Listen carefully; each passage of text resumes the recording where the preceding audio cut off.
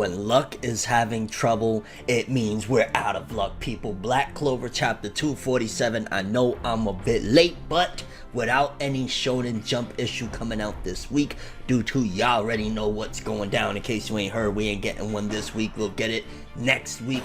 I figure I got some time, and this chapter yet again, even though, to be honest with you, as epic as it was, seeing Luck taking a beating from one of the members of the Spade Kingdom. I don't think he's part of the Dark Triad, because I'm assuming the Dark Triad just consists of Xenon, Vonica, and Dante, but nevertheless, you know, he took a beating, great, all that stuff, but is this just me, or did this chapter feel extra short? Like, normally we get, lately anyway, we've been getting like 15 pages. This one felt like, I think it was only like 13 pages. Really short, but still epic. Let's talk about it. I say we gonna do what we do, no matter how you move, make your move. That's how it be, though. Yeah, people, like I was saying earlier, Black Clover chapter 247, very short. That's one of the things. First of all, no Asta, no Yami, no Dante. I was just kind of like, whoa, what was this just a kind of throwaway chapter? Which it wasn't bad by any means, but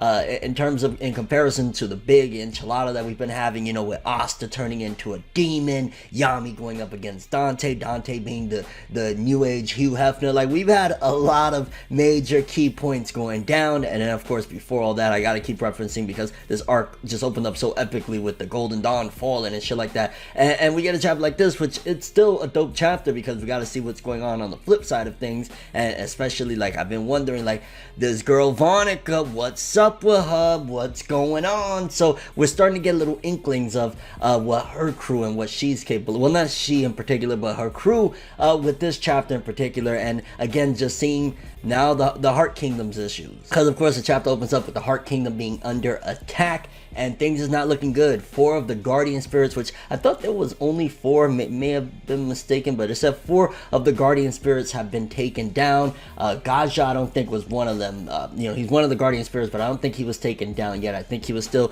in the midst of battle, which I want to see Gaja do some epic shit. When Gaja was introduced all the way back in the beginning of, like, you know, them going to the Heart Kingdom and shit like that, I was like, yo, he kind of looks like a slimmed up version of Guts from Berserk. And I know Berserk fans right now are probably screaming like, don't you dare, but you know, he looks epic as shit. He gave a lot of, you know, the Black Bull members that were there a run for their money at the time. He said, like, yo, I'm stage 0. He's one of the 4 Guardian Spirits, I want to say, unless I'm mistaken, and I'm confusing him with the water spirit that was surrounding Loro Pechica. So just a little reference there that, like, I don't think he's still down, but majority of their forces, which kind of makes the Heart Kingdom look weak. I'm gonna be honest with you, like, we haven't even had the full throttle of the Clover Kingdom, for example. Like, the Clover Kingdom, we've just had some Black Bull members. Like, you know, the Clover Kingdom consists of several different, you know, fractions. Like, okay, the Golden Dawn has fallen, yeah, that's a fact, and the Black Bulls is fighting too, but we still got, you know, the House of Silver,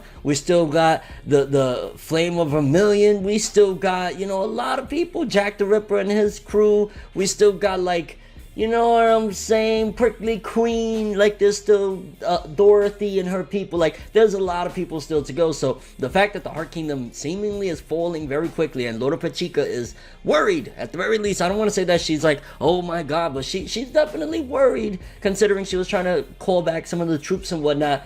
That's kind of saying something about the Heart Kingdom. They really aren't as strong, I guess, as I thought.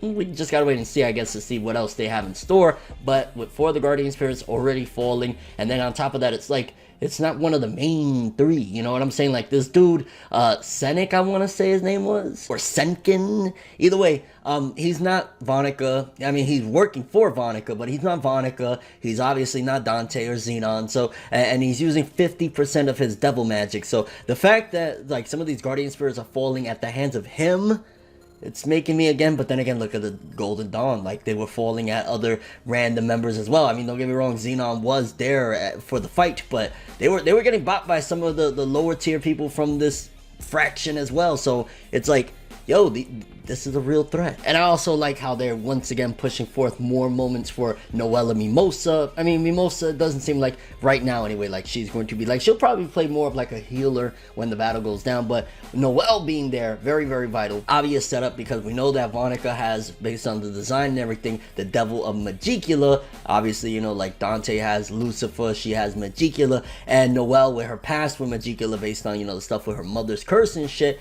It's going to make for a very interesting battle, assuming that, which not assuming, because it seems as though this is where we're headed. Noelle is going to have an encounter with Vonica, although, to be fair, I don't know how much she's going to be able to fare against Vonica. Like, I think it's going to take everything they have. I think Laura Pachica is going to have to use all of her magic, stop having those waterfalls and controlling all of the water of the Heart Kingdom and all that shit. Like, that gotta stop. She's going to have to put everything, and then have Noelle as backup, and Mimosa as a healer, to try and just fight off Vonica. But I don't even know, because again, if the lower tiers are doing damage and the Heart Kingdom is struggling against the lower tiers, then what the fuck chance do we have against, you know what I'm saying, the big Chelada? And is it just me, or did Senkin remind you of like one of the flamboyant Arankar from Bleach? I forget what the dude's name was, but very, very similar. He was very flamboyant, the way he was talking to Luck. I'm just kind of like, oh, Roy, then we're going this route with Senkin. Why not? Because we got Luck versus this dude Senkin, and this dude Senkin is no joke. Even though, like, don't get it twisted, he's flamboyant and all of that jazz, but he is still kicking major ass, and Luck jumps in time to save a family, and it seems as though Luck really can't do much against him right now. Like, the hits that he's hitting him with, he seemingly has like some sort of absorption magic, or where he could basically make himself like super rubbery, or make himself super hard. Pause on that one. Because I'm sure he got real hard with Luck there. Oh my gosh, pause. But it seems as though Luck has his hands, or his work cut out for him, shall I say, because Senkin is putting in work. And of course, with this short chapter, by the end of it, we see Luck is bloody, he's smiling, so he's not quite shivering and shaking like he was when he very first encountered and didn't even want to go up against Xenon. But nevertheless, he's messed up already. He's bloody and shit like that. So it looks as though this is going to be an interesting battle. Seems as though Tabata might be going a different direction than he's been going, because he's been hitting us with heavy hitters, major players, major key on some DJ Khaled before the quarantine type of shit. He's been hitting us with major shit, but it seems as though possibly which again, I've seen some of the inspiration with this Arankar-esque dude Senkin. Maybe he's going more of the Bleach route, where he's going to do a bunch of 1v1s with some of the more lower tier people, which, don't get me wrong, a Luck battle, why not? I love me some Luck. Luck is no joke. He's not nothing to play with and shit like that, so we might get some epicness there. But yeah, it seems as though Tabata's switching it up a little bit with the writing and giving us some of the other battles that normally would get skipped upon, or it's just that he wants to give some more of the Black Bull members their moments now, because once we head to the big dogs, like, I don't know how much somebody like Luck, as cool as he is, or Magna, or any of these dudes are going to be able to fare against these monsters. Because, like, if there's anything I could say right now,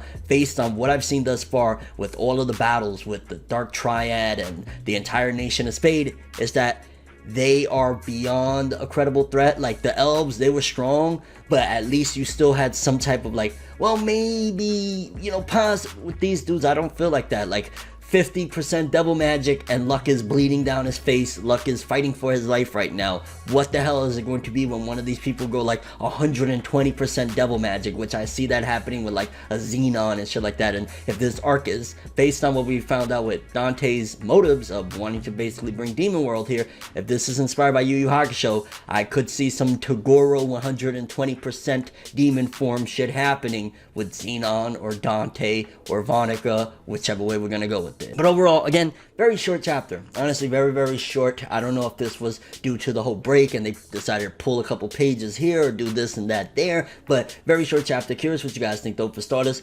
how the hell is Luck going to take this one out? Like, what do you think he's going to be able to do against him? Because right now it seems as though his back is against the ropes. Do you think he's going to be able to get the win? Again, I don't know. Maybe it has so much of a strong impact on me that I constantly, in every review, keep referencing back to the first battle that the Golden Dawn had against some of these dudes. And if the Golden Dawn which don't get me wrong, Black Bulls is nothing to fuck with neither, but if the Golden Dawn had so much trouble, what is Luck going to be able to do against this dude? And do you think we're going to see Vonica in the near future? I do want this fight to possibly either ramp up or be intertwined with Vonica showing up to Loro Chica, Noel, and Mimosa, and seeing that battle get started in the next one. We had a pretty quick 13-pager this one. Next week, or next chapter, shall I say, let's get something banging, something fire. Let's see what these devils really can do. And your overall thoughts and expectations for the future of Black Clover's manga 248 and beyond.